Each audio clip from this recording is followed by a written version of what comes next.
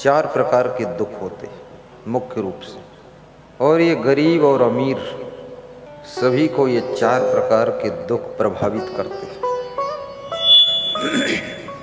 चार में कोई ना कोई दुख आ ही जाता है। पहला दुख है वियोगजन्य दुख। वियोगजन्य क्या होता है और ये दुख होता क्यों है? ये मोह के कारण होता है। वियोगजन्य दुख मोह के कारण। जिनके प्रति तुम्हारा मोह है, आसक्ति है, बहुत लगाव है, उनका जब वियोग हो जाता है तो मन में बहुत दुख होता है। और वियोग दो प्रकार से होता है। या तो उनका मन बदल गया, आपसे उनका मन टूट गया, मन खिन्न हो गया, तो वियोग हो जाएगा। जीवित तो हैं लेकिन वियोग हो गया। उनका एड्रेस भी है कि वो रायपुर है, हम बिलासपुर हैं, लेकिन वियोग हो गया। वो मिलना नहीं चाहते, हम भी वहाँ जाना नहीं चाहते। हम इस इंतज़ार में बुलाए तो आऊँगा, वो इस इंतज़ार में कि आएगा तो मिल लेंगे। हम जाते नहीं, वो बुलाते नहीं, वियोग चल रहा है। हमारा अहंकार है कि वो पहले बुलाएंगे तभी जाएंगे। उनका अहंकार है अपने आप आएंगे तब हम मिलेंगे। इस अहंकार में, अहंकार और अज्ञान जीते जी आपके दो के मध्य में बिछड़न का कारण बन जाता है। रिश्ते अहंकार से टूट जाते हैं। नम्रता से रिश्ते मजबूत होते हैं, सरलता से रिश्ते बराबर चलते हैं, निर्मलता से रिश्तों में मजबूती आती है। कपट रिश्तों को टुकड़े टुकड़े कर देता है। प्रेम का धागा बहुत नाजुक है। रही मन धागा प्रेम का, मत तोड़ो चटका, टूटे से फिर ना जुड़े, जुड़े गांठ परी जाए। अतः रिश्तों में बहुत सावधानी रखिए। सभी रिश्ते बहुत कोमल होते हैं, बहुत नाजुक होते हैं। रिश्ते जुड़ते मुश्किल से हैं, टूटते आसानी से हैं, और टूटने पर परेशानी का कारण बनते हैं। रिश्ते जोड़ना कोई बहादुरी का काम नहीं है, रिश्ते निभाना बहादुरी का काम। मित्र तो बहुत तुमने बना लिया, लेकिन लास्ट में पता चला सभी मित्र शत्रु बन गए। बहुत सब शादी किया, 2 महीने में ही सिस्टम बिगड़ गया।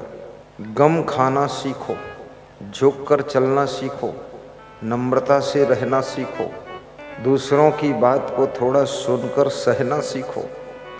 गम नहीं खा सकोगे, बहुत मुश्किल है। सहनशीलता ही तप है। कबीर साहब ने एक बात बहुत बड़ी कही है कि प्रेम शब्द बड़ा महत्वपूर्ण है।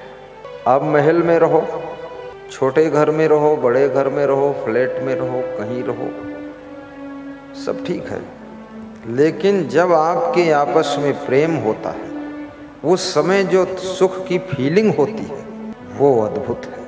उस समय जो सुख, कभी कभी आप पिकनिक मनाने जाते हैं और ऐसी जगह बैठ करके नाश्ता करते हैं जहाँ पर न टेबल है, न चेयर है, न किचन है, न बिछावन है, घास है, कुछ पत्थर वत्थर पड़े हुए हैं, कुछ चट्टाने हैं।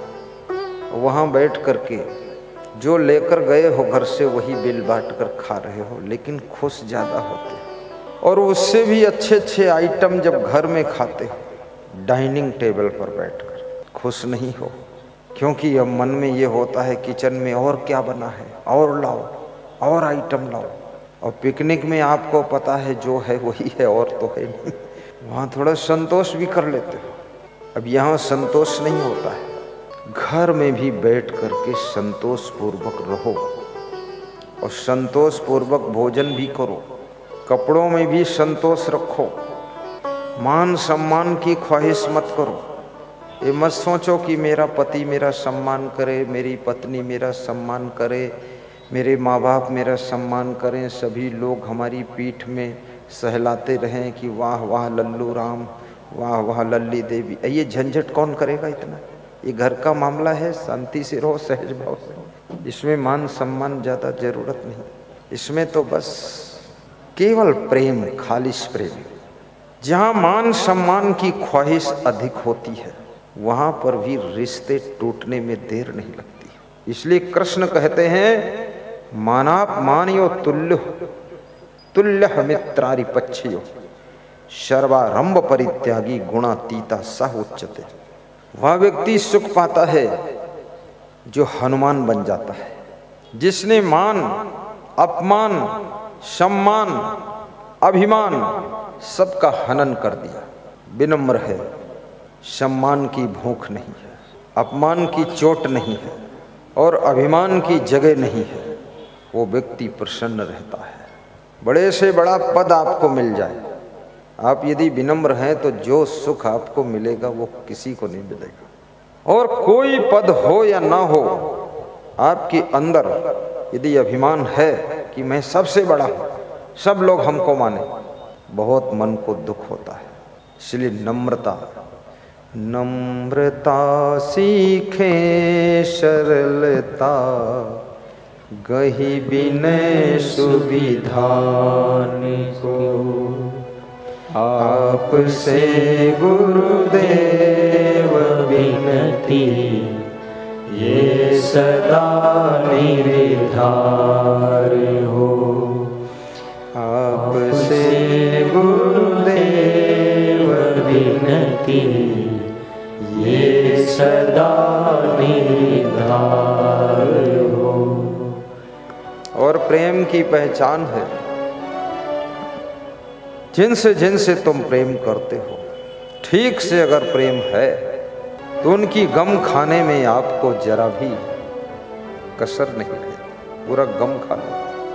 और उनके लिए आपको कांटे भी फूल जैसे लगते हैं। रात जागना पड़े तो जागना भी आपकी खुशी बन जाता है। उनके लिए कितनी मेहनत करना पड़े तो आपको मुस्कान आती है, प्रसन्नता होती है। इसलिए प्रेम को बढ़ाइए। 2.5 अक्षर प्रेम का पढ़े सो पंडित हो। एक छोटी सी कथा है। किसी के घर में रात को, जनवरी महीने में ठंडी रात, कपकपी रात, मेहमान आया। दरवाजा खटखटाया, 10 बजे रात। पत्नी गई, दरवाजा खोला तो मित्र थे उनके, परम मित्र। बोले आपके परम मित्र हैं, ले लो अंदर। चाय नाश्ता कराया, बातचीत हुई, विदा हो गए, हाथ पांव धोया, रजाई में सो गई। 11 बजे फिर दूसरा मित्र आ गया, फिर दरवाजा खटखटाया, फिर वाइफ गई। वाइफ की लाइफ भी बड़ी विचित्र है, बहुत मेहनत है उसको। खिड़की खोलकर झांका और देखा, कौन? बोले आपके खास मित्र हैं, ले आओ अंदर। चाय नाश्ता हुआ, विदा हो गए। रात के 12 बज गए, हाथ पांव धोया, फिर रजाई में सोए।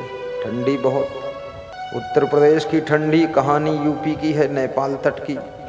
फिर कोई आया, 12:30 बजे रात को दरवाजा खटखटाया। पति ने कहा, देखो भागमते कौन है? बोले मैं तो भागमती नहीं हूँ, अभागमती। रात सोना हराम कर दिया, 2-3 बार तो हो ही गया है, पाँव में ठंडी लग गई है, तुम जाओ दरवाजा खोलो। तो पति बोला, बोलना कुछ मत, नहीं जो होगा वो सुन लेगा तो लौट जाएगा।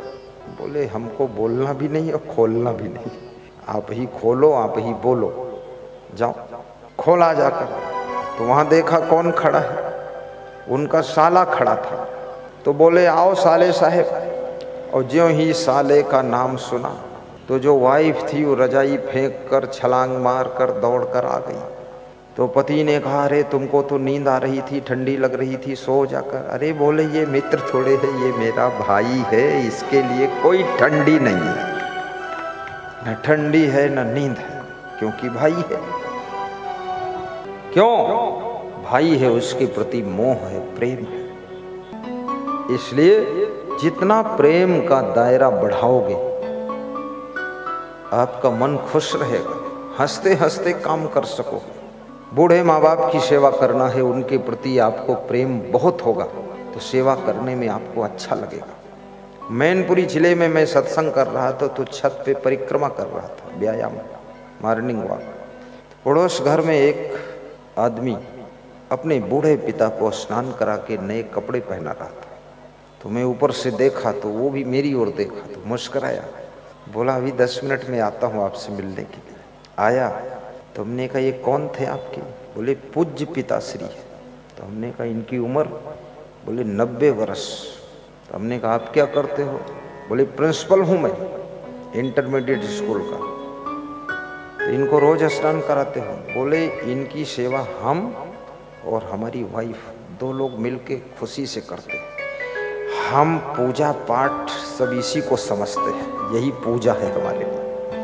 और रोज न्यू कपड़ा पहना देता हूँ साफ सुथरा, और स्नान करा देता हूँ, बदन पोंछ देता हूँ, और पाँव में तेल मालिश कर देता हूँ, हाथों में मुंह में भी लगा देता हूँ, और शीशा दिखा देता हूँ, पिताजी देखो तुम चमक गए। पिताजी मुस्करा देते हैं। और ज्यों ही स्नान करके बिठाता हूँ, वाइफ नाश्ता ले आती है, इनको खिला देता हूँ, फिर हम और वाइफ खा लेते हैं, और फिर मैं स्कूल चला जाता हूँ। और ये फिर आराम करते हैं। और बता दिया हूँ खूब सोया करो, कोई चिंता नहीं। पिताजी तुम्हारे पीरियड में तुमने 1 मकान बनाया था, मैंने पीरियड में 3 मकान बना दिए। सिटी में भी है, गांव में भी है, और सब जगह सब फिट है। कार भी है, पिताजी को बिठा के कार में सत्संग में ले जाता हूँ। उतर नहीं पाते हैं तो पड़ोस में कार लगा कर गेट खोल के सुनवाता हूँ। और मैं खुद सत्संग कराऊंगा आपका। अभी पिताजी की ही सेवा का सत्संग कर रहा हूँ, इसके बाद खुद सत्संग कराऊंगा। मेरा नाम भूरे यादव है, याद रखना। हमने कहा धन्य हो भूरे यादव। बोले मेरा तो यही भजन भक्ति सब है, सेवा। गुजरात सबसे रिच स्टेट है। गुजरात में इंटेलिजेंस लोग होते हैं, ब्रिलियंट होते हैं, बहुत बुद्धिमान स्टेट है गुजरात। मैं गुजरात में भी बहुत सत्संग करता हूँ, लेकिन छत्तीसगढ़ प्रदेश उतना धनवान नहीं है, पर यहाँ वृद्धाश्रम नहीं देखने को मिलते। और गुजरात में वृद्धाश्रम बहुत है। इतने लोग धनवान है, बुद्धिमान है, लेकिन बाप के लिए न रोटी है, न धोती है, न लंगोटी है। बाप के लिए उनकी कोठी भी छोटी है, उसमें नहीं रह सकते, उनको वृद्धाश्रम डाल दिया। धन्य है छत्तीसगढ़, भले ही कम धनवान है, लेकिन कम से कम बूढ़े माँ बाप तो साथ रहते हैं, उनसे प्रेम तो है। और याद रखना, मनुष्य को सुख मिलता है तो प्रेम में ही मिलता है, और कहीं सुख नहीं है। अभी जैसे यहाँ सब लोग पधारे हैं, इनको क्या चाहिए? इनके घर में कमी क्या है? यहाँ तो कोई नीचे बैठा है, कोई कुर्सी पर बैठा है, कोई खड़ा भी है, कोई चटाई पर बैठा है, किसी को प्यास लगी है तो पानी भी नहीं मिला है, और किसी को नींद आ रही तो सो भी नहीं सकता है, क्योंकि यहाँ फंस गए। अब मैं इसमें देख रहा हूँ कुछ लोग नींद में है, सो नहीं सकता है, और इधर उधर शरीर में थोड़ा अकड़न झकड़न पकड़न होती है तो हिलडुल भी नहीं सकता ज़्यादा, इधर उधर फंस गया, सेंट्रल जेल फंस गया। लेकिन फिर भी खुश है, फिर भी खुश है। क्यों? क्योंकि सत्संग से प्रेम है, गुरु जी से प्रेम है, भक्ति में प्रेम है, इसलिए खुश है। वो देखता ही नहीं मैं कहाँ बैठा हूँ, जमीन है कि चेयर है, क्या जगह है, उससे मतलब ही नहीं, वो सिर्फ गुरु जी की ओर देखता है। बोलो डॉक्टर के साहू जी, सही बात, यही बात है। ये प्रेम में सुख है, बहुत सुख मिलता है। जब मैं संत हुआ शुरू में 25 किलोमीटर डेली हमारे गुरुजी पैदल चलते थे, वो झोला लाद के। मैं अपना झोला लादता था, गुरुजी का भी लाद लेता था, कमंडल भी, और वो भी वजन कमंडल 3 लीटर वाला, और उसमें भरा पानी, ये अंगुली सब खिंच जाती थी, और पीछे पीछे चलता था। और भूखे भी, नाश्ता भी सुबह नहीं हुआ, लेकिन मुस्कराते रहते थे, क्योंकि गुरु से प्रेम था, चलते थे। तो मैंने गुरुजी से कहा कोई वाहन का प्रबंध कर लो। बोले रघुपति राघव राजा राम, पैदल चलाई वो सीताराम। तो मैं कभी कभी मंगाता था, भक्तों से वाहन कि ले आओ कुछ, कोई बैलगाड़ी लाता और कोई ट्रैक्टर ट्राली लाता, तो गुरुजी बोलते बैल पर मैं बैठता नहीं हूँ, वो पशु है, उसको दुख होगा। तो हमने कहा फिर चलो झोला रख लो इसमें सब लोग, फिर अब गुरु ना बैठे तो मैं कैसे बैठूं। तो पैदल भी खुश था। कभी ट्रैक्टर ट्राली आए तो गुरुजी बोलते थे इसमें इतना उथल पुथल होता कि सब पेट हिल जाता, मैं इस पे नहीं बैठता।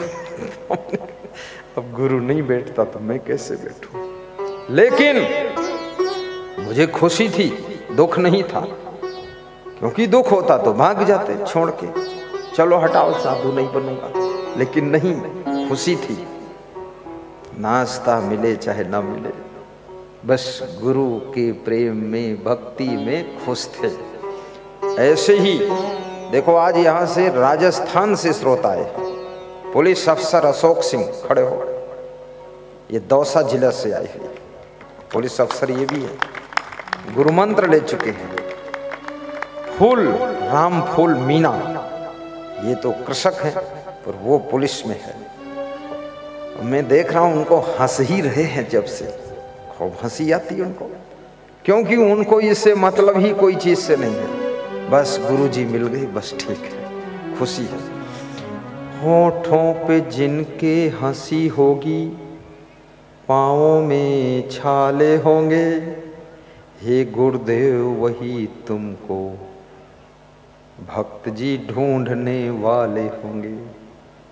भरत जी जब राम को मिलने के लिए गए हैं तो उनके लिए कहा गया है जिनके होठों पे हंसी होगी और पाँव में छाले होंगे, हे राम जी वही भरत जी तुमको ढूंढने वाले होंगे। भरत को खुशी है, होठों पर हंसी है। बैठिए विराज जी, दौसा जिले से आई हुई है। हमारे ओपी साहू जी बार बार कहते थे भारत के विभिन्न स्थानों से लोग आए हैं, तो वास्तव में आए हैं, यहाँ यूपी से भी आए हैं लोग, आना भी चाहिए। और आज तो ऐसा लगता है छोटा मोटा कुंभ मेला जैसा है। उधर मंदिर में भी बहुत पूजा पाठ चल रहा है। आज मैं मंदिर में गया तो उसमें नारियल बहुत रखा हुआ है, चढ़ाया है सबने, अगरबत्ती बहुत जल रही थी। मंदिर का पुजारी, उसका क्या नाम है पुजारी का? आदित्य जी, आदित्य दास। पुजारी भी बहुत प्यारा है, सब कपड़ा उतार देता है। हाँ, केवल कमर में थोड़ा कपड़ा रखता है और पसीना पसीना हो जाता है। और मैं जब जाता हूँ इतना खुश हो जाता है पुजारी, और मेरे से बोलता है कि बस हमको कुछ नहीं चाहिए, आपका प्रेम है। तो बहुत महान वो भी, और मंदिर में भी दर्शन करना चाहिए। मंदिर हिंदू धर्म की रक्षा का कवच कुंडल है, इसलिए मंदिर को भी स्वीकारो और मंदिर के अंदर भी जाओ। इसमें कितने लोग मंदिर गए हैं? हाथ उठाओ जरा, बताओ। अरे सब गए हैं मंदिर।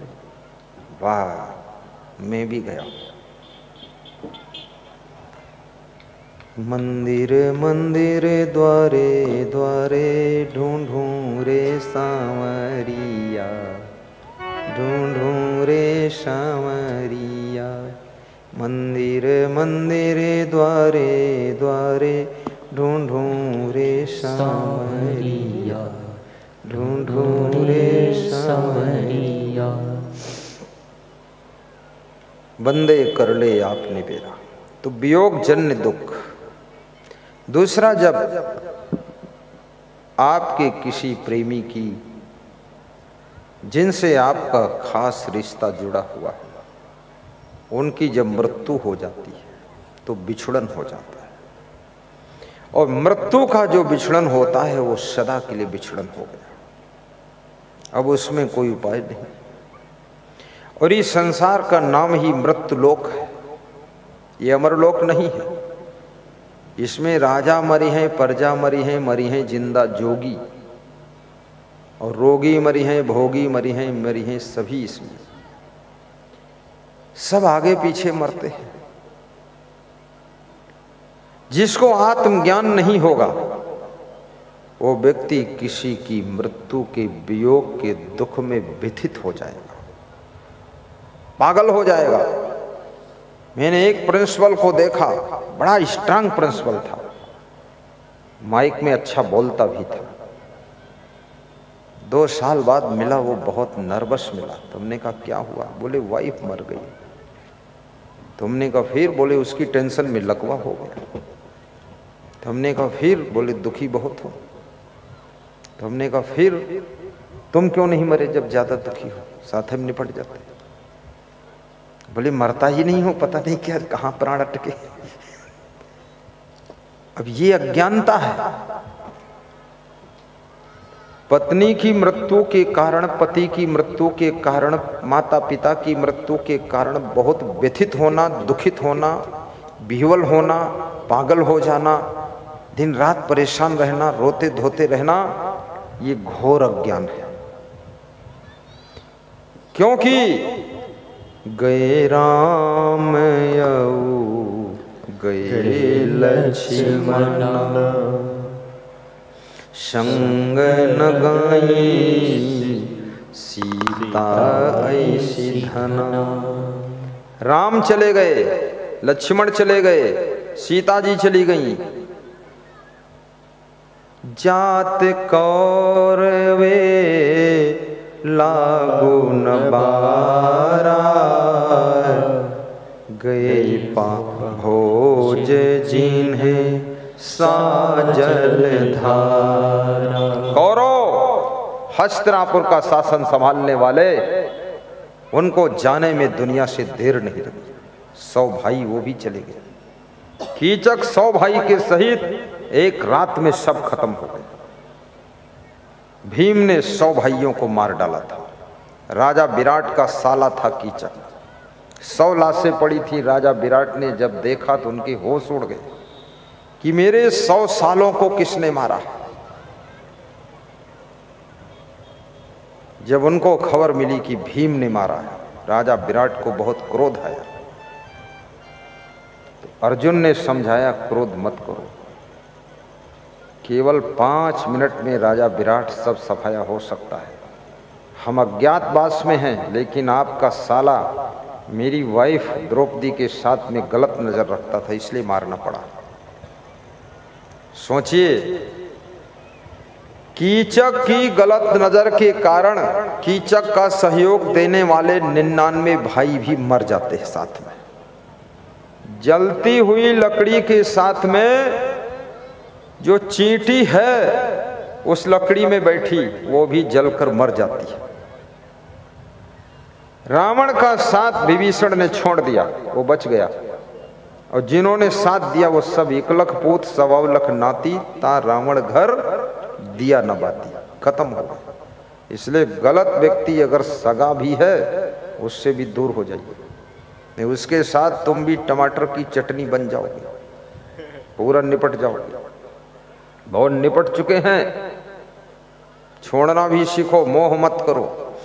जात कौरवे लागू न बारा, गए भोज जिन्हें साजल धारा। राजा भोज जिन्होंने धारा नगरी को अपनी राजधानी बनाकर सुसज्जित किया था, वे भी चले गए, आज लौटकर देखने ही नहीं आए।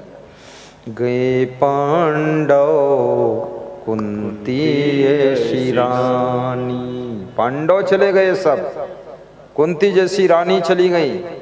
गए सहदेव जी ने बुद्धिमति ठानी, सहदेव जैसे बुद्धिमान, पांडवों में सबसे अधिक बुद्धिमान सहदेव थे।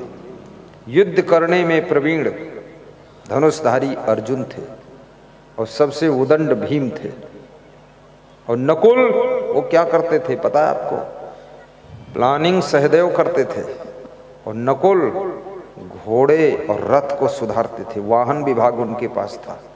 द्रौपदी के पास में घर की व्यवस्था थी, और भीम किचन का प्रबंध सब करते थे। आटा दाल चावल कहाँ से लाना, वो खाते भी ज़्यादा थे और लाते भी ज़्यादा थे।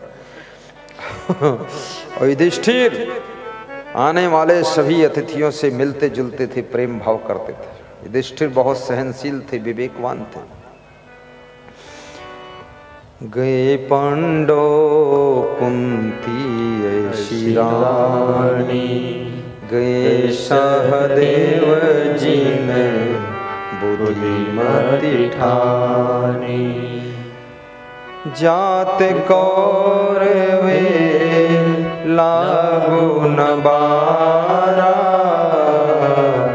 गए भोज जिन्हें साजल धारा, सर्व सोने की लंका उठाई।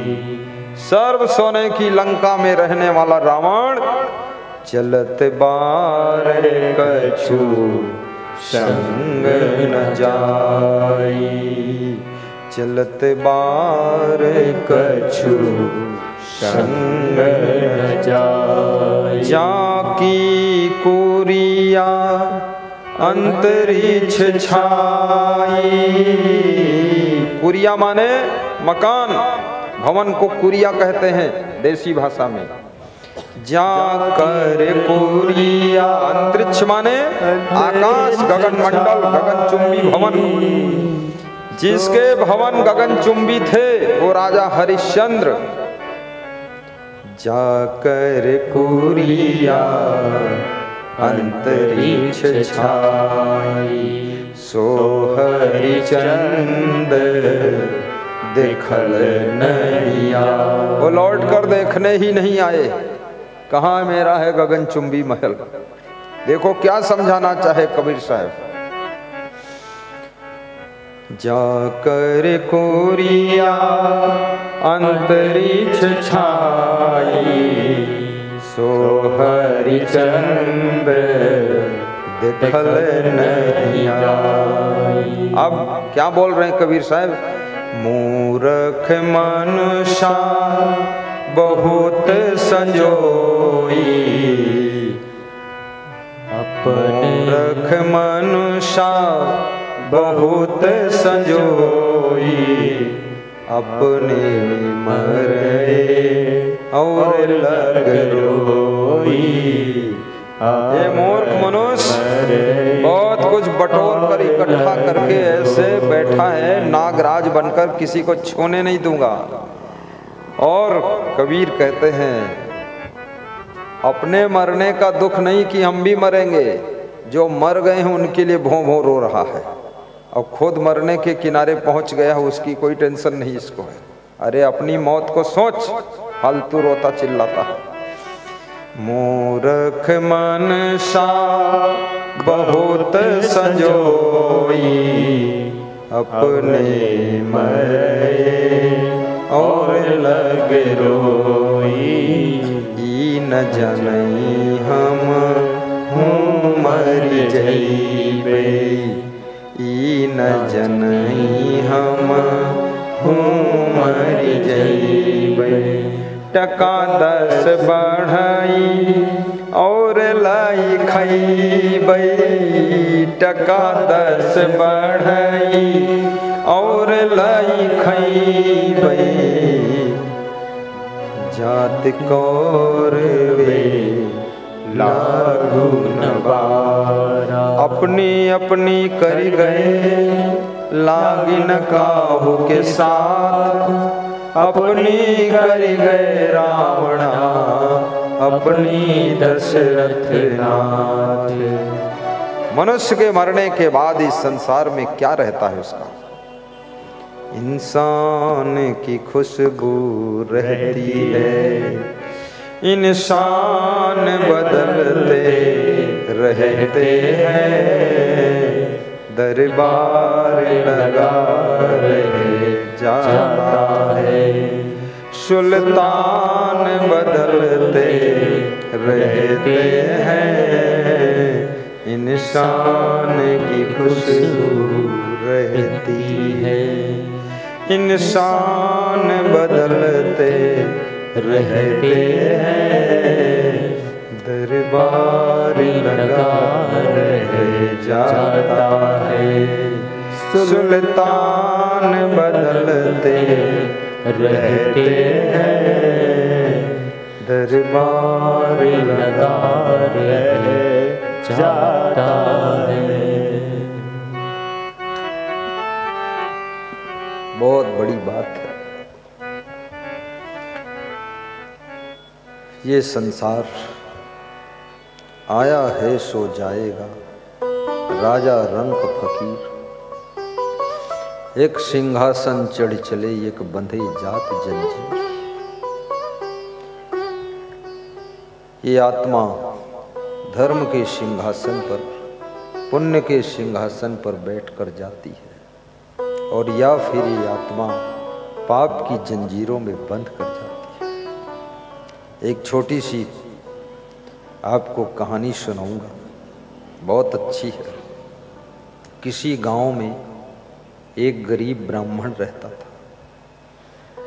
गरीबी अपने आप में बड़े असमंजस का कारण होती है। गरीब व्यक्ति दाल चावल सब्जी रोटी धोती में ही उलझा रहता है, उसके आगे वो बढ़ ही नहीं पाता है। और गरीबी से पार होना है तो सुयोग्य बनो और अपनी योग्यता का प्रयोग करो। कलाकार बनो, गुणवान बनो, अपने गुणों का प्रयोग भी करो। परिश्रम करो, सही डिसीजन लेकर काम करो, और सत्संग से भी जुड़ो। व्यसन बुराई छोड़ो, फिजूल खर्ची बंद करो। धर्म भक्ति के रंग में अपने आप को रंगो। मांस मछली अंडा नशा शराब जुआ बीड़ी सिगरेट गांजा चरस तंबाकू अफीम ये सब खाना बंद करो।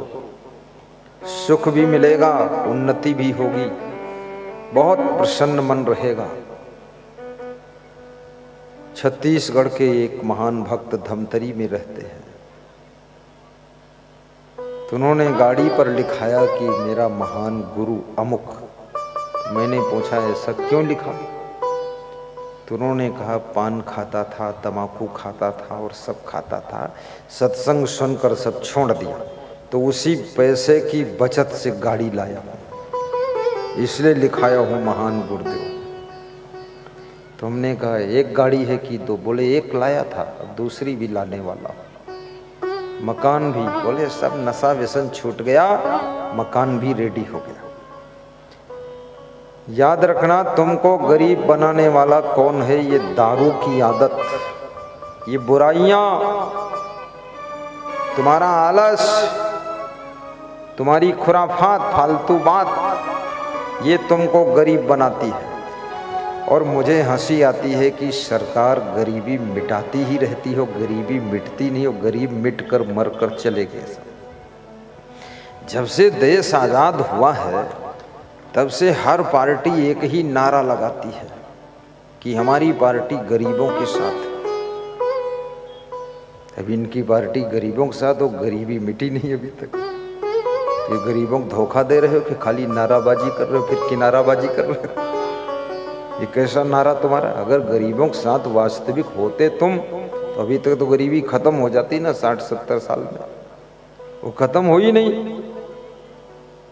क्यों नहीं खत्म हो? फिर बड़ी मजे की बात, कहते हैं हमारी पार्टी गरीबों के साथ। तो अमीर क्या करेंगे बेचारे? और गरीबों के साथ तुम हो तो गरीबों के साथ क्यों हो? गरीबों को अमीर बनाने के लिए हो ना। तो जब ये अमीर बन जाएंगे तो इनका साथ छोड़ दोगे, क्योंकि तुम तो गरीब एक साथ रहते ना। तो इनका हमेशा साथ करने के लिए इनको गरीब ही रखोगे, तुम अमीर बनने ही नहीं दोगे। और अमीर, जो अमीर बन गए वो क्या करें? उनका तुम साथ दोगे नहीं, और खुद अमीर हो और कहते हो हम गरीब के साथ। ये फालतू बात मत कर। गरीब के साथ कैसे गरीबी जाएगी?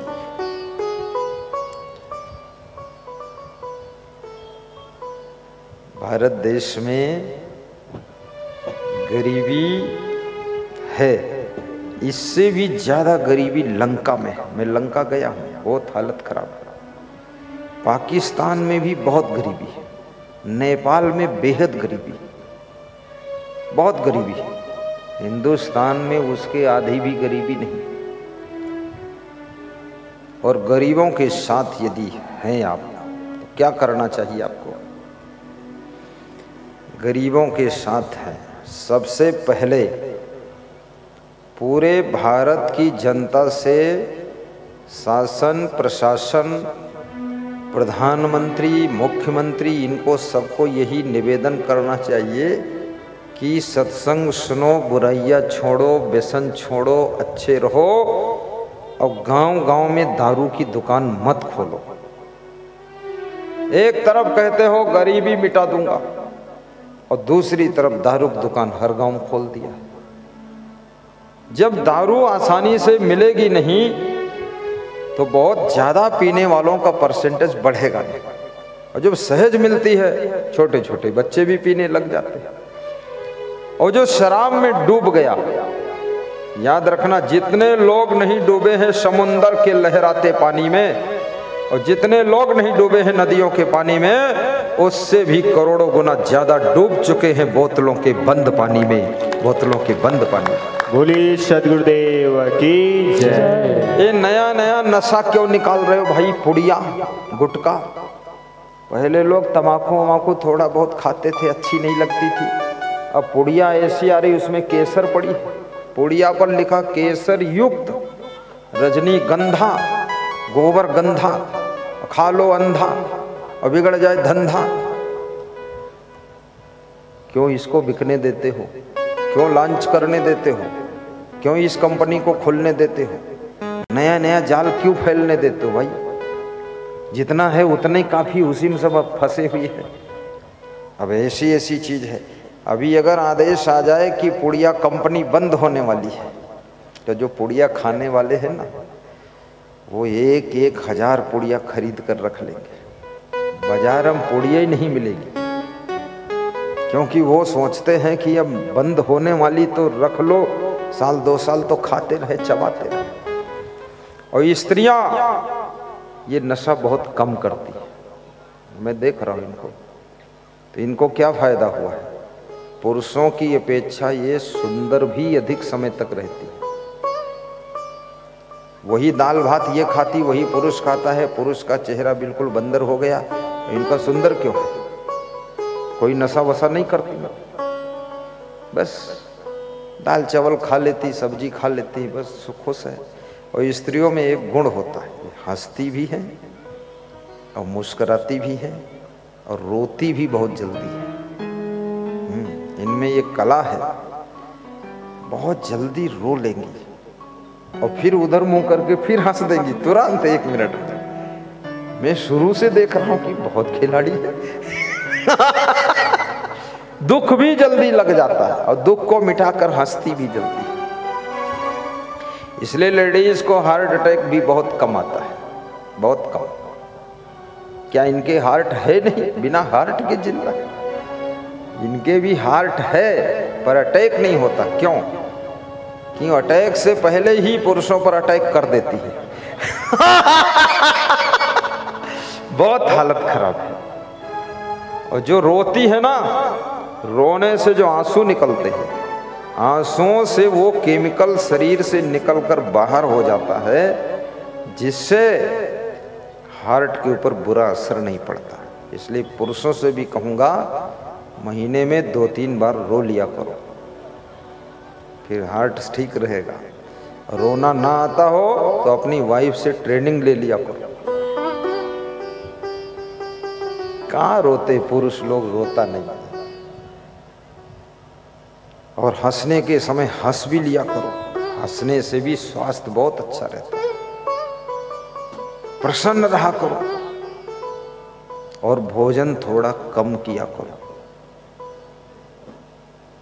और ये जिंदगी में उतार चढ़ाव बहुत आएंगे, कहीं से नेगेटिव सूचना आएगी, कहीं से पॉजिटिव सूचना आएगी, कहीं कुछ बताएंगे लोग, कहीं रिश्तेदारों के यहाँ कोई खबर आ रही, साला के यहाँ आ रही, साली, लाली, पाली, महाकाली, दुनिया भर का जंजाली। तो ये सब इतना तुम क्यों बोझा लाद के बैठे हो, बवंडर फालतू। हाँ, बस सुन लो समाचार, कह दो ठीक है, सब अच्छा हो जाएगा, सबका भला होगा। अरे इन दुष्टों का भला नहीं होगा, ये दुष्टता छोड़ेंगे तभी भला होगा। वो तुम्हारा साला खूब ड्रिंक लेता है, दारू पीता, फिर एक्सीडेंट हुआ, टांग टूट गई, अब उसमें तुम क्यों दुखी होते हो? बेईमान कहीं का फालतू बवाल बनाता है, उसमें क्यों टेंशन लेते हो? अभी एक बहुत बड़ी चीज मैंने देखा, पति मेरे से रो रहा था और पत्नी हंस रही थी, दोनों साथ में खड़े थे मध्य प्रदेश में। तुमने कहा आप रो रहे हो, ये हंस रही? तो बोले बात तो एक ही है, और अब ये समझ इसकी अलग मेरी अलग। तुमने कहा तुम क्यों रोते हो? बोले लड़का बिगड़ गया है। तुमने कहा तुम क्यों हंसती हो? बोले लड़का बिगड़ गया है, हम इसलिए हंसती हैं, उससे ज्यादा ये बिगड़ गए। तो हमने कहा ये क्या बिगड़े हैं? बोले इनको मैं समझाती हूँ, जब लड़का बिगड़ गया है, ड्रिंक भी लेता है, कोई और लड़की में फंसा है, बेविचार करता है, तो उसको पैसा क्यों देते हो? पैसा मत दो, घर में आने मत दो, और वो अकेला है, हम पति पत्नी दो हैं, उसको ठोक कर पीटेंगे, कस के घुसने नहीं देंगे। और जब इनको मारने को तैयार है, चक्कू निकाल लेता है इनके ऊपर, तो मेरा पति तो मर जाएगा, वो चाकू मार देगा, तो उस लड़के का मतलब क्या हुआ? तो दुश्मन है, तो उसके ऊपर FIR करो। तो ये ना FIR करते हैं, ना टाइट करते हैं, ना राइट करते हैं, ना कुछ करते हैं, बस पुण्य पुण्य रोते हैं और उसको पैसा दे देते हैं। तो हमने कहा तुम फिर ऐसे क्यों हंसती? बोले हम हंसती इनकी मूर्खता पर है। तो हमने कहा तुमको पता कहाँ से चला इनमें मूर्खता है, तुम्हारे में बुद्धिमानी? बोले आपके सत्संग से सब मालूम हो गया। मूर्ख पति पों रोता फालतू। याद रखना, आपका लड़का भी यदि बिगड़ रहा है, सबसे पहले पैसा देना बंद करो, घर में घुसने मत दो, और तुम्हारे साथ दुर्व्यवहार करे, वीडियो बनाकर FIR करो। 24 घंटे में न सुधर जाए तो बता देना। लेकिन तुम हो कौन? तुम हो मोही राम, मोह में फंसे हो, तो 100 जूते खाओ, तमाशा घुस के देखो। क्यों नहीं करते उस अपराधी के ऊपर FIR? सजा मिलनी चाहिए। धृत दंडम विकारिषु, नीति शास्त्र कहता है अपराध करने वाले को दंड मिलना चाहिए। जीत इंद्रिया वश्येन्द्रियम जितात्मनः धृत दंडम विकारिषु। और वो व्यक्ति उन्नति करता है, विकास करता है, सुखी रहता है, जो व्यक्ति अपनी इंद्रियों को वश में रखता है। वश्येन्द्रियम जितात्मानम, जो मन को नियंत्रण में रखता है, अपराध करने वालों को उचित दंड देता है। पारिच्य कारणम, सोच परख कर, परीक्षा करके कार्य का शुभारंभ करता है। जल्दबाजी में डिसीजन नहीं लेता है, जोश में नहीं कि यही करेंगे वही करेंगे, नहीं, खूब डिस्कस करके मन के अंदर सोच कर। पारिच्य कारणम, अत्यंत धीरम, जिसके पास अत्यंत धैर्य है, पूरी दुनिया उसको छोड़ दे फिर भी वो घबराता नहीं है। चाहे सब धंधा चौपट हो गया हो, लेकिन फिर भी हंस करके भोजन करता है और निश्चिंत सो जाता है। वो व्यक्ति श्री निर्सेवते, लक्ष्मी उसकी रात दिन सेवा करती है और उसकी उन्नति का द्वार खुल जाता है। बोलिए सद्गुरुदेव की जय। घबराया मत करो, बैठो। सरदार जी कोषाध्यक्ष बन गए, तुम अभी क्यों जा रहे हो? कौशिक अब तो पूर्व विधायक हो, कौन वहां झंझट? कहाँ तुम उठते ऐसे झंझट में पड़े रहते हो? अभी इतना सुने समझे में नहीं आया, सब छोड़ो जंजाल, तुम बैठे रहो। जाना किसको नहीं है? इसमें बिजी कौन नहीं है? इसमें खाली कौन है? कोई नहीं, मैं भी खाली नहीं हूँ। वो बैठे हमारे जो डॉक्टर साहब बिल्कुल खाली नहीं, कितने मरीज वहाँ चिल्ला चोट मचा रखा है। और वो जो श्वेता सिंह बैठी है, प्रोफेसर है ना, प्रोफेसर, उसको तो बिल्कुल टाइम नहीं। तो टाइम किसको? तो कौन सुनेगा सत्संग? यहाँ की घास सुनेगी? कैसे उठ के चल दिए, जसविंदर जाना नहीं, जस प्राप्त करो। और कौन है ये? इसका नाम क्या है? वो विधायक जो है, क्या नाम विधायक का? कौशिक। संतोष का नाम संतोष कैसे चल दिए भाई, थोड़ा संतोष रखो। निकलने नहीं दूंगा, बिल्कुल पकड़ के रखो।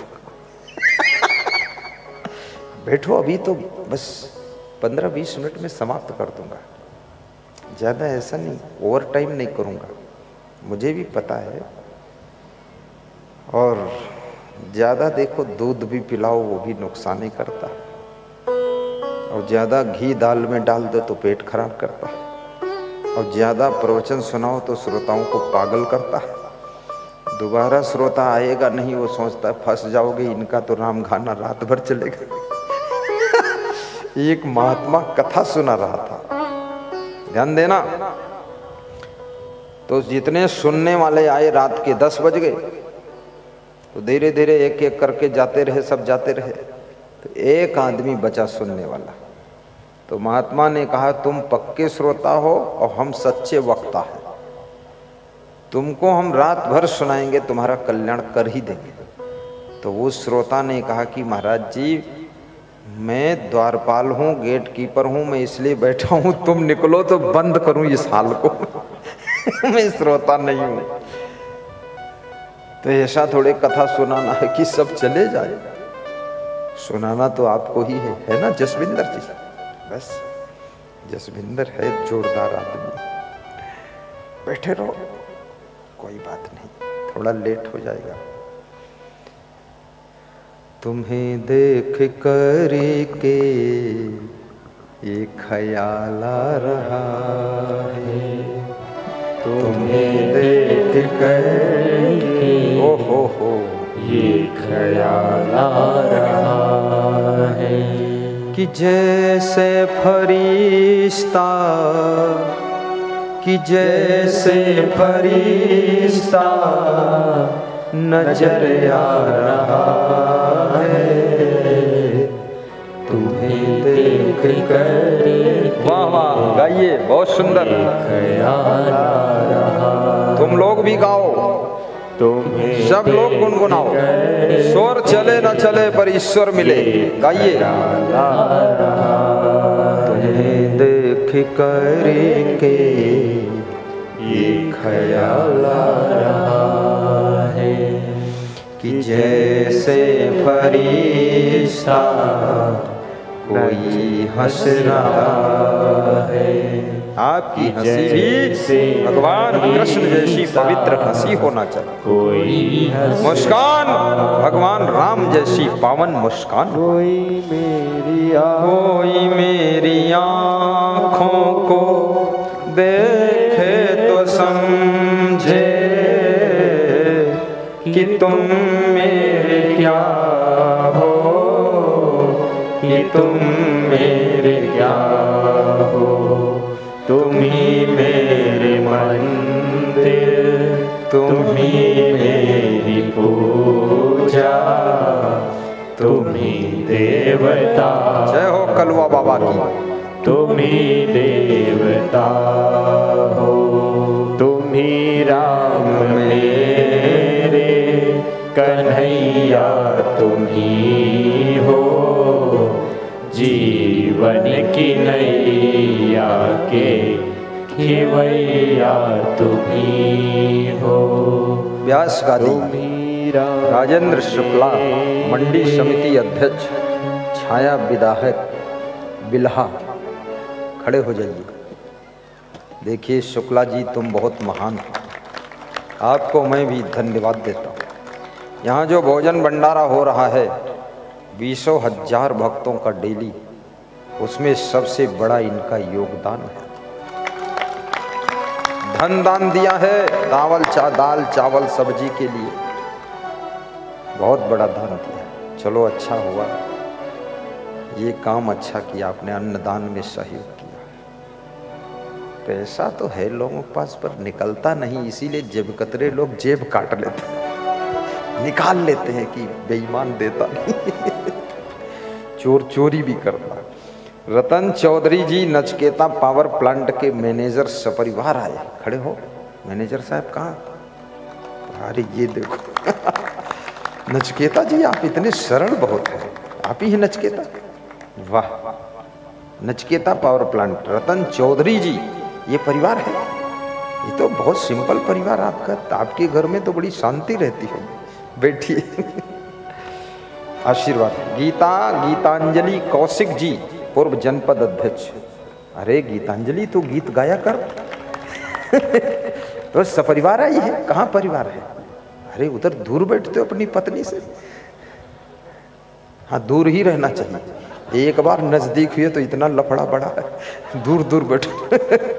धन्यवाद।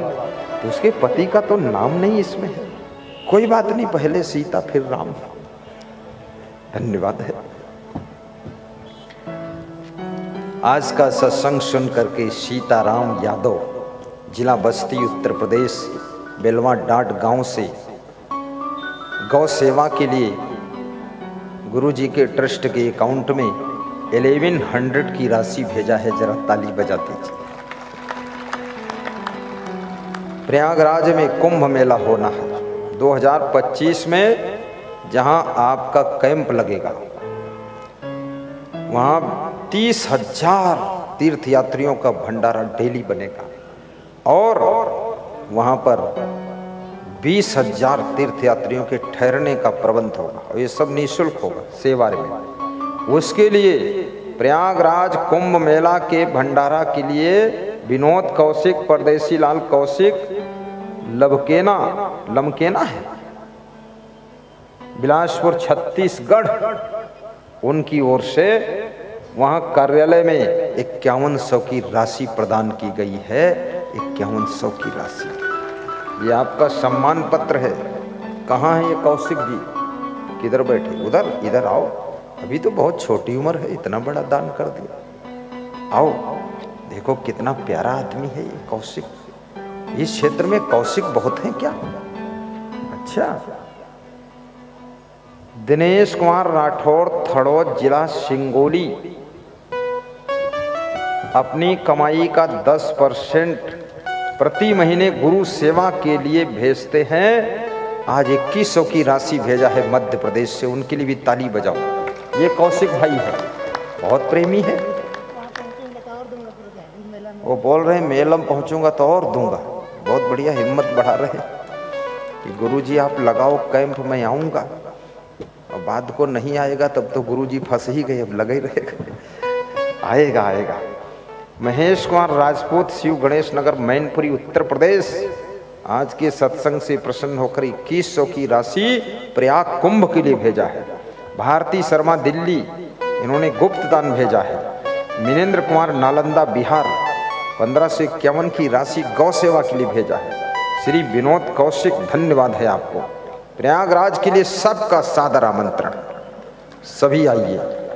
आप भी आना प्रोफेसर जी। सबके रहने के लिए यथा योग्य व्यवस्था बनेगी। यथा योग्य समझते हो? बस गाय के लिए गाय जैसा व्यवस्था, हाथी के लिए हाथी जैसी व्यवस्था, सब बनेगी। तुम ही मेरे मंदिर, तुम ही मेरी पूजा, तुम ही देवता हो, तुम ही देवता हो। तुम ही राम मेरे कन्हैया, तुम ही हो। जीवन की नैया के खेवैया तुम ही हो। जीवन की नैया के खेवैया तुम ही हो। महाकालेश्वर की नगरी उज्जैन में जब सिंहस्थ कुंभ हुआ था, वहां जब अपना कैंप लगा था तो उस कैंप का दृश्य ये था, देख लीजिए आप। ये सत्संग मंडप है, बिल्कुल स्वर्ग जैसा, टीवी में दिख रहा है। तुम्हारा दान एक एक पैसा सही लगाया जाएगा और भंडारा भी बहुत अच्छा बनेगा। ऐसा नहीं केवल खिचड़ी खिचड़ा बना देना, बहुत बढ़िया छोले की सब्जी, जलेबी और बर्फी और क्या, दाल चावल रोटी पूड़ी सब, और खीर। 50 कुंटल दूध आएगा। इतनी खीर बना दूंगा, सुबह खाओ, शाम खाओ, दोपहर खाओ, डब्बम भर के ले भी जाओ। प्रयागराज कुंभ मेला में किसी अनाउंसर ने अनाउंस किया कि कोई टिफिन भर के नहीं ले जाएगा, और मैं अपने रूम में था, मुझे सुनाई दिया, तो मैंने वहां से आदमी दौड़ाया। हमने कहा तुरंत बोलो कि टिफिन में भी भर कर ले जा सकते हो, बाल्टी में भी ले जा सकते हो। अरे कोई घर में बुजुर्ग रह गया हो, ना आ पाया हो, छोटे बच्चे हो, बहू हो, ले जाओ, वहीं खिला दो, क्या फर्क। दान किए धन ना घटे। ये देखिए भंडारे का दृश्य चल रहा है।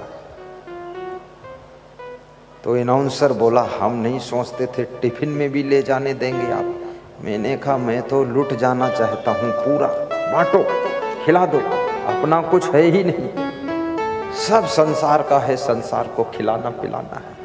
इंसान की सेवा ही भगवान की सेवा है, अलग कोई भगवान की सेवा है नहीं।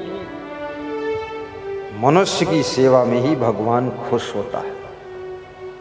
भगवान भगवान के रूप में किसी को आज तक मिला ही नहीं है और मिलेगा भी नहीं। ढूंढना बेकार है, उस चक्कर में मत पड़ो।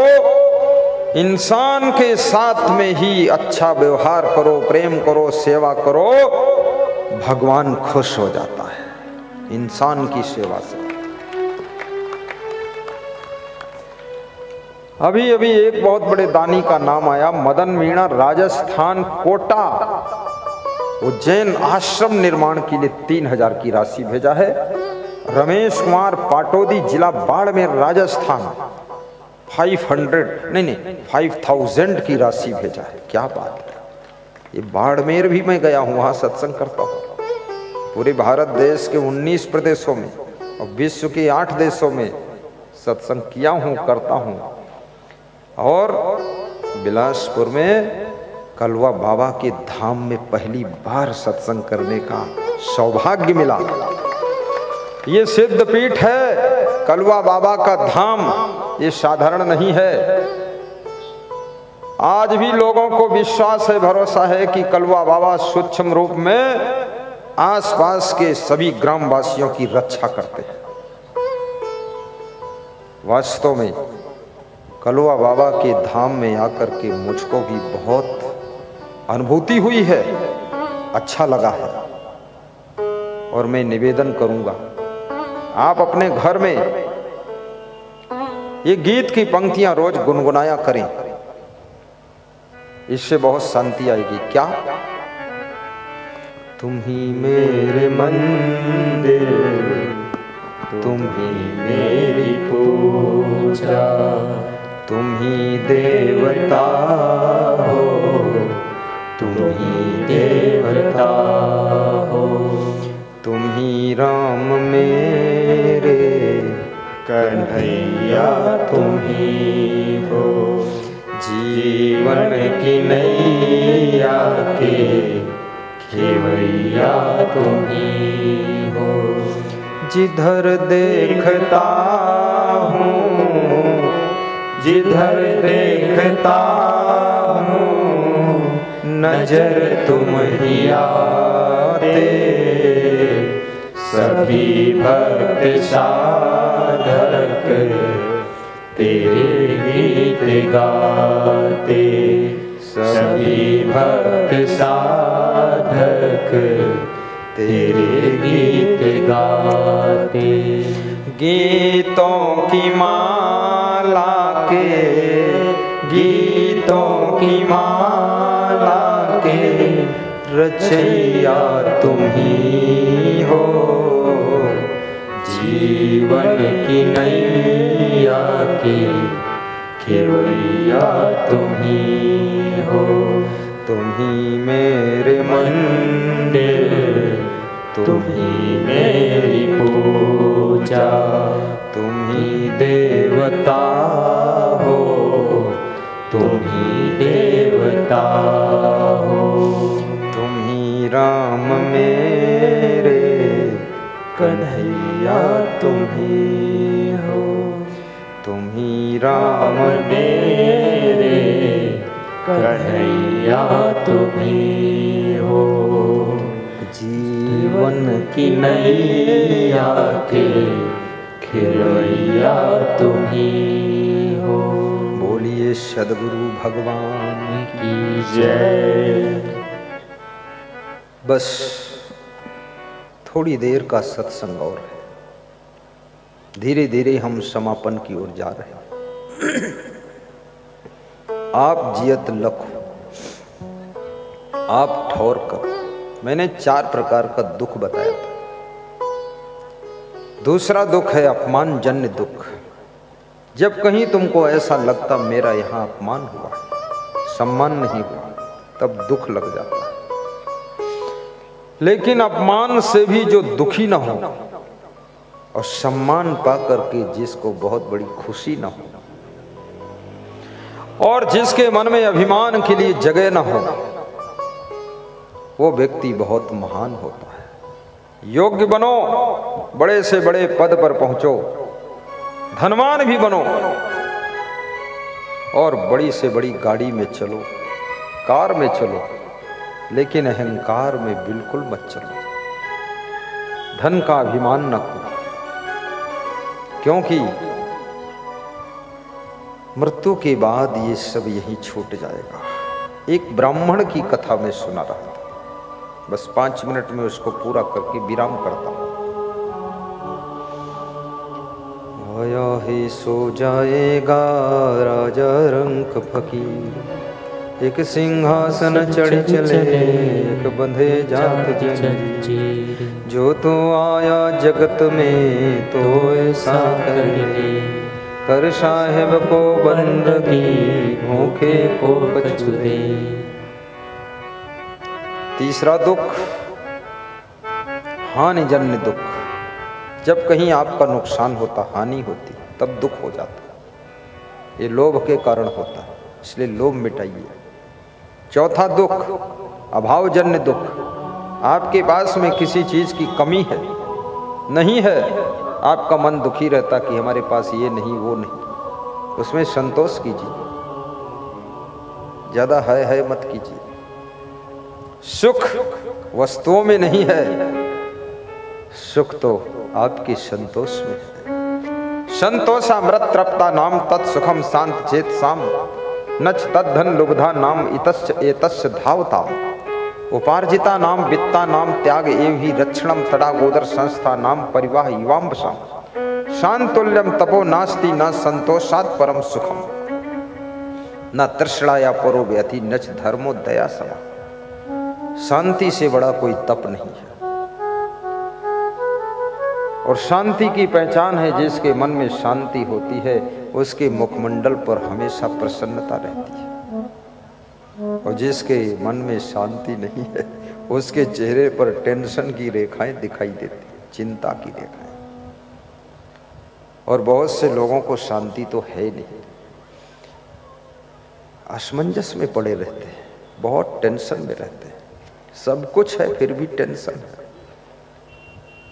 जब तुम गलत डिसीजन लेते हो, गलत बात सोचते हो, आपकी प्रसन्नता खो जाएगी, शांति खो जाएगी। भावना शुद्ध होना चाहिए। नास्ति बुद्धि अयुक्तस्य न चायुक्तस्य भावना न चाभावयता शांति अशांतस्य कुतः सुखम। श्रीमद् भगवत गीता में भगवान श्री कृष्ण अर्जुन को समझाते हैं, नास्ति बुद्धि अयुक्तस्य, आशीर्वाद। जिसकी बुद्धि में यथा योग्य विवेक नहीं है और जिसके पास में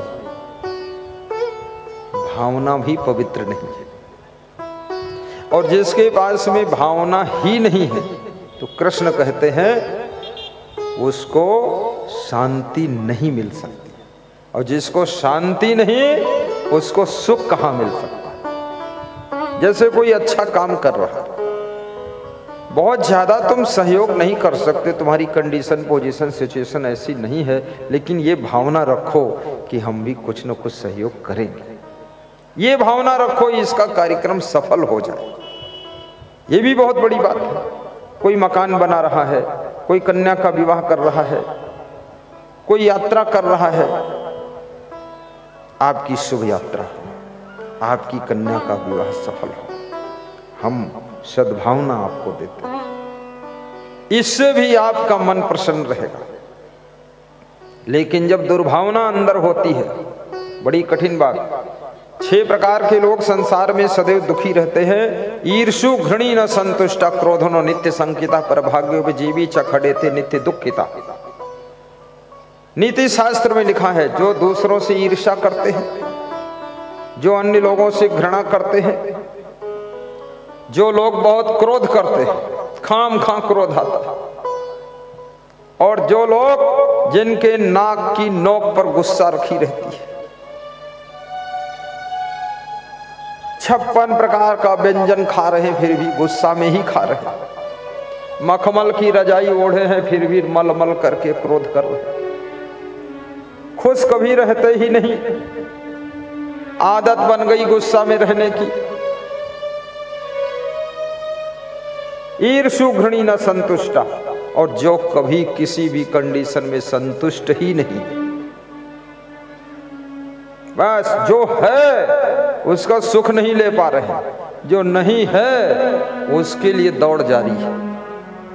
मनुष्य इसीलिए दुखी है, जो मिला है उसका आनंद लेते नहीं, और जो मिलने वाला नहीं उसकी दौड़ में दौड़ रहे। दौड़ता दौड़ता दौड़िया जहां तक मन की दौड़, दौड़ थका मन थिर भया वस्त ठौर की ठौर।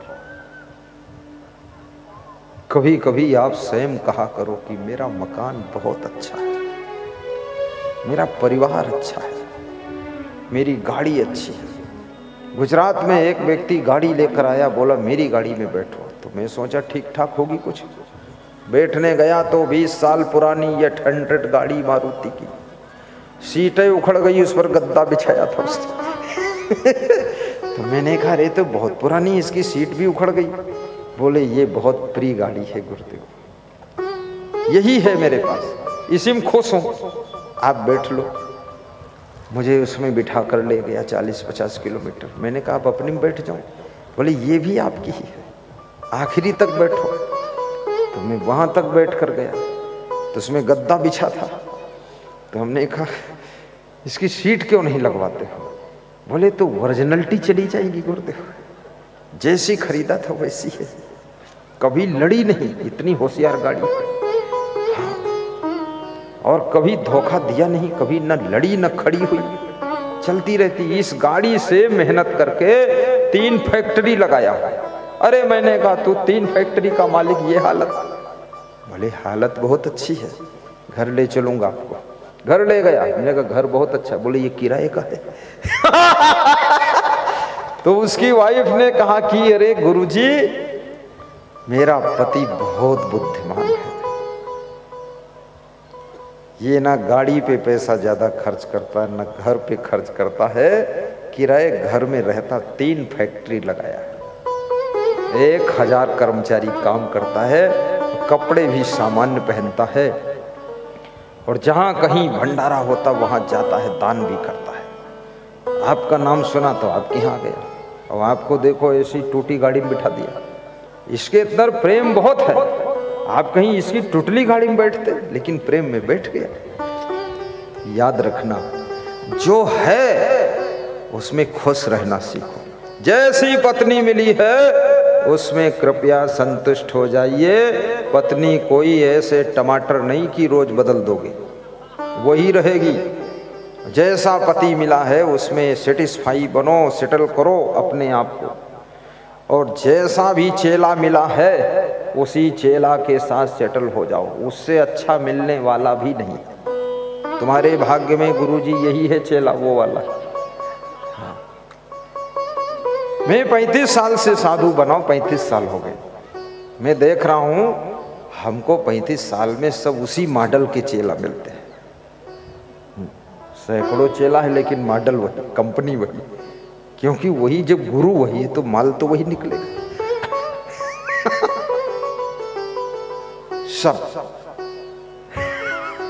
सब अच्छे हैं, सबको प्रेम है, यही चाहिए। और क्या चाहिए? प्रेम रहना चाहिए। आप भी जैसी स्थिति है उसमें खुशियां मनाइए और प्रयास करिए स्थिति और सुंदर हो जाए आपकी। और हंस करके जब भोजन सामने आए तो पहले मुस्कुराइए कि वाह बहुत अच्छा भोजन, जो पसंद आए उसको खाइए, ना पसंद आए छोड़ दीजिए। बोलिए कुछ मत, बोलना मना, बोल दिया तो खतरा है। जो बोलता नहीं उसकी सेवा बहुत होती। गाय भैंस कोई बोलते ही नहीं, खूब लोग सेवा करते। कुत्ता बिल्ली बोलते नहीं, खूब लोग सेवा करते। माँ बाप बोलते ज्यादा इसलिए घर से निकाल देते लोग। बोलो मत, चुप रहो बस, ठीक है। नहीं पसंद आया उसको कम ले लीजिए, लेकिन बहुत ज्यादा चिल्ला चोट मत मचाइए। गोधन गज धन बाज धन और रतन धन खान, जब आए संतोष धन सब धन धूरी समान। ये साखी ये दोहे फालतू नहीं लिखे गए हैं, बड़ा सुख मिलता है, बहुत सुख। ईर्षु घृणीना संतुष्टा क्रोधनो नित्य संकिता। और जिनके मन में सबके प्रति शंका ही रहती है, संदेह ही रहता है, किसी पर भरोसा ही नहीं, विश्वास ही नहीं, वो समझते पूरी दुनिया में हम ही ठीक है बाकी सब गलत है, ऐसे लोग हमेशा दुखी रहते हैं।